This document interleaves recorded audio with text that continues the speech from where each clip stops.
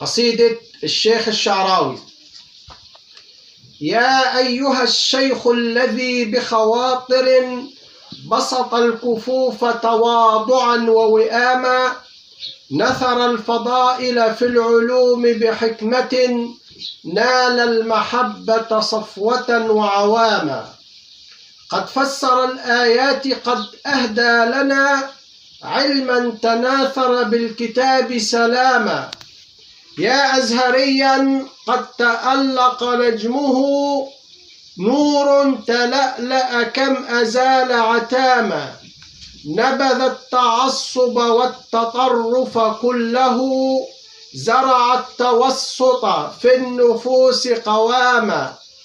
وبوحدة وطنية متسامح، والقس يشهد والغريب دواما.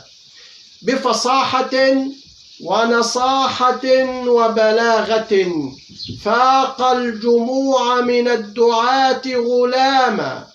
ولكم تكرم في البلاد بعلمه، عرفات تشهد جهبذا وهماما. ببشاشة في شاشة بحديثه، شيخ تألق في القلوب وهاما. ولقد وقفنا في اللقاء يقولها عند ابتداء في الحديث لزاما. رحل الإمام وقد تخلد فضله، ما زال يبني بالهدى أقواما. قل الزمان بأن يجود بمثله، سبق الفقيه بعلمه الأعواما. بانت ضغائن حقدهم بكلامهم، كم بان حقد في القلوب كلاما. ما ضر نبح أو أساء لشيخنا، نسج الحقود بجهله الأوهاما. صوت تأجر كي يهين رموزنا، صوت يؤدي بالنقود مهاما.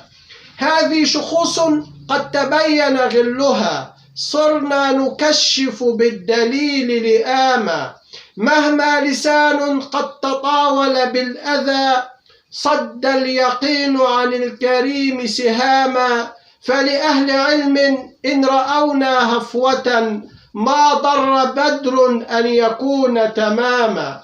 يا شيخنا يا صوت حق قد علا، إنا نراك معلما وإماما. لا تبتئس من حقدهم، تبا لهم، إنا نراهم في العيون هواما.